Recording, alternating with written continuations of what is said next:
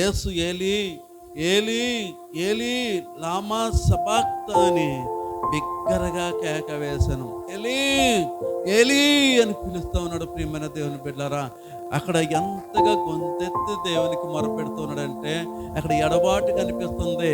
ఈడంటున్నాడు ఆ మాటకు, నా దేవా నా దేవా నన్నెందుకు చెయ్యి విడిచితివని అర్థము. దేవునికి స్తోత్రం కలుగునుగాక.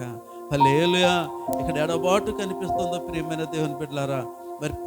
మరి ఇక్కడ దేవుడు చూడండి, అంతవరకు కూడా యేసు ప్రభువారు చేసిన సేవలన్నిటిలోనూ కూడా యేసు ప్రభువారు దేవునితో మిళితమైపోయి ఉన్నాడు. ప్రియమైన దేవుని బిడ్డలారా, ఆయనలో తండ్రి ఏకమై ఉన్నాడు కాబట్టి యేసు ప్రభువారు ప్రతి మాట కూడా తండ్రి చెప్పిన మాటలే మాట్లాడుతూ ఉండేవాడు. ప్రియమైన దేవుని బిడ్డలారా, ఈ రోజుని దేవుడు ఆయన ఎడబాసాడు. ప్రియమైన దేవుని బిడ్డలారా, ఇక్కడ అంటూ ఉన్నాడు చూడండి ఒకసారి, కీర్తనల గ్రంథం 22వ కీర్తన. అమ్మ, కీర్తనల గ్రంథం నుండి 22వ కీర్తన 1వ వచనం. దేవా నా దేవా, నీవు నన్ను ఎలా విడనాడితివి, నన్ను రక్షింప నా ఆర్తతోని వెనక నీవేలా దూరముగా ఉన్నావు. నా దేవా, పగలు నేను మొర్రపెట్టుచున్నాను, రాత్రి వేళను నేను మౌనంగా నుండటలేదు, అయినను నేను నాకు ఉత్తరం ఇయ్యకున్నావు. దేవునికి స్తోత్రం కలుగునుగాక. నా దేవా నా దేవా, నన్ను ఎలా విడనాడితివి, నన్ను రక్షింపన ఆర్తతోని వెనక నీవేలా దూరముగా ఉన్న. బాధలు భరించలేక యేసు ప్రభువారు కొన్ని వందల సంవత్సరాల క్రితమే ప్రవచనం దావీదు మహారాజు ద్వారాగా, ప్రవక్త ద్వారాగా ఈ మాట చెప్తూ ఉన్నాడు. ప్రియమైన దేవుని బిడ్డలారా, అనేకమైన బాధ అనేక విధాలుగా భరిస్తూ ఉన్నాడు. ప్రియమైన దేవుని బిడ్డలారా, ఒక పక్క ముళ్ళ కిరీటం, ఇంత ముళ్ళుంటే అంటాం దాని మీద మళ్ళీ సిలువేసి దాని మేకులు కొట్టి, చేతులకి మేకులు కొట్టి అనేకంగా ఇబ్బంది పెట్టేస్తున్నారు యేసు ప్రభువారిని. ప్రియమైన దేవుని బిడ్డలారా, ఎబ్రీయులకు రాసిన పత్రిక 9వ అధ్యాయం 19వ వచనం చదువుతున్నా. ఇక్కడ మనం చూసినట్లయితే, ధర్మశాస్త్ర ప్రకారం మోసే ప్రతి ఆజ్ఞను ప్రజలతో చెప్పిన తరువాత ఆయన నీళ్లతో రక్త వర్ణము గల గొర్రె బొచ్చుతోనూ ఇస్సోపుతోనూ కోడల యొక్కయు మేకల యొక్కయు రక్తము తీసుకొని దేవుడు మీ కొరకు విధించిన నిబంధన రక్తం ఇదే అని చెప్పుచు గ్రంథము మీదను ప్రజలందరి మీదను ప్రోక్షిస్తూ ఉన్నాడు. దేవునికి స్తోత్రం కలుగునుగాక.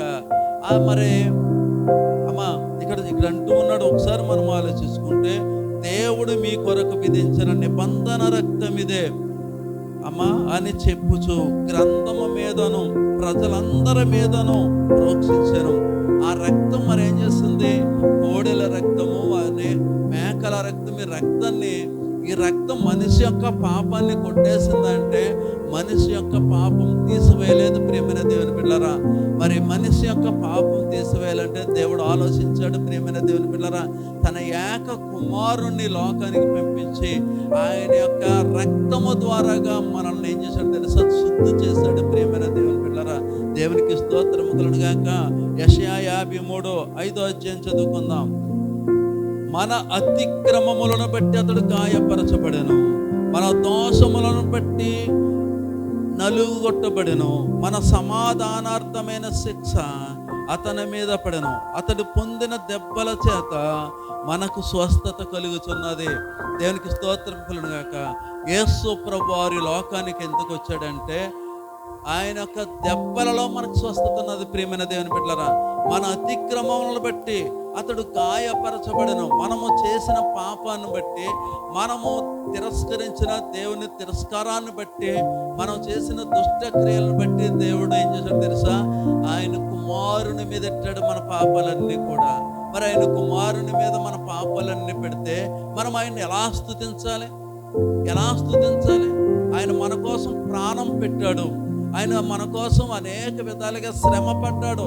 ఆయన దేవుడయ్యుండి, దేవుని కుమారుడయ్యుండి లోకానికి వచ్చినప్పుడు ఆయన యొక్క శ్రమలను మనం చదువుతూ ఉన్నప్పుడు, ఆయన శ్రమలను మనం చూడండి ధ్యానించుకుంటూ ఉన్నప్పుడు, మనం దేవునికి దూరం అయిపోతే నా గుండె పిగిలిపోయినంత బాధ అయిందమ్మా. నిజంగా నాకు ఎంత బాధ కలిగిందంటే, గుండె చెరువైపోతున్నమాట. పక్కనే ఉండి రాలేకపోతే నిజంగా నాకు, నేను నేనే పాపాన్ని మూట కట్టుకున్నట్టు నాకు ఫీలింగ్ వచ్చింది. దేవునికి స్తోత్రం కలుగును గాక. మన అతిక్రమములను బట్టి అతడు గాయపరచబడెను, మన దోషములను బట్టి నలుగుగొట్టబడెను, మన సమాధానార్థమైన శిక్ష అతని మీద పడెను. అతడు పొందిన దెబ్బల చేత మనకు స్వస్థత కలుగుతున్నది. దేవుడు పొందిన దెబ్బల చేత మనకు స్వస్థత కలుగుతున్నది. మనము ఈ రోజుని చిన్న అనారోగ్యం వచ్చినా ఏదొచ్చినా ప్రభువాని ఒక్క ప్రార్థన చేస్తే అయ్యో నా బిడ్డని చేయట్టుకుని లేవనెత్తుతూ ఉన్నాడే, అటువంటి దేవుణ్ణి మనం విస్మరిస్తే ఎలా? తప్పు కదా. మనమందరము గొర్రెల వలె త్రోవ తప్పిపోతేమే, మనలో ప్రతివాడును తనకిష్టమైన త్రోవకు తొలిగెను. యెహోవా మన అందరి దోషమును అతని మీద మోపెను. దేవునికి స్తోత్రం కలుగును గాక. మనమేమో ఇష్టానుసారమైన జీవితాలు జీవిస్తూ, ఈ లోకానుసారమైన నడవడిలో మనం జీవిస్తూ పాపములో మునిగిపోయి తేలుతూ ఉండగా, మన పాప దోషాన్ని దేవుడు చూసి ఆయన కుమారుడి మీద మన దోషాన్ని పెట్టి ఆయన ఏం చేశాడు? శిలువ యాగాన్ని చేయించాడు. అతడు దౌర్జన్యమునందెను, బాధింపబడినను నోరు తెరవలేదు. వదకు తేబడిన గొర్రె పిల్లయు బొచ్చు కత్తిరించి వాని ఎదుట గొర్రెయు మౌనంగా నుండినట్లు అతడు నోరు తెరవలేదు. నోరు తెరవలేదా ఈ ప్రేమ, బదులు పలకలేదా ఈ ప్రేమ, నోరు తెరవలేదా ఈ ప్రేమ, బదులు పలకలేదా ఈ ప్రేమ. ఇది ఎవరి కోసమో? ఈ జనుల కోసమే, ఈ జగతి కోసమే, ఈ జనుల కోసమే, ఈ జగతి కోసమే. సిలువలో సాగింది యాత్ర, కరుణామయుని దయగల పాత్ర. మన కోసం ఆయన అన్ని శ్రమలు పడ్డాడే. ఆయన ఆరాధిస్తే మనం ఏమైపోతాం? దేవునికి స్తోత్రం కలుగును గాక. అన్యాయపు తీర్పు పొందిన వాడై అతడు కొనుక్కోబడను. అతడు నా జనుల అతిక్రమమును బట్టి మొత్తబడెను కదా. సజీవుల భూమిలో నుండి అతడు కొట్టివేయబడెను. అయినను అతని తరము వారిలో ఈ సంగతి ఆలోచించిన వారెవరు? అతడు మరణమైనప్పుడు భక్తిహీనులతో అతనికి సమాధి నియమింపబడెను. ధనవంతుని యొద్ద అతడు ఉంచబడెను. నిత్యముగా అతడు ధనవంతుడంటే లోక సృష్టికర్త. ప్రియమైన దేవుని బిడ్డలారా, నిశ్చయముగా అతడు అన్యాయం ఏమి చేయలేదు. అతని నోట ఏ కపటమును లేదు. అతని నలుగగొట్టుటకు యెహోవాకు ఇష్టమాయెను. ఆయన అతనికి వ్యాధి కలుగు చేసెను. అతడు తన్ను తానే అపరాధ పరిహారార్థ బలిగా చేయబడి అతని సంతానము చూసును. అతడు దీర్ఘాయుష్మంతుడగును. యెహోవా ఉద్దేశం అతని వలన సఫలమగును.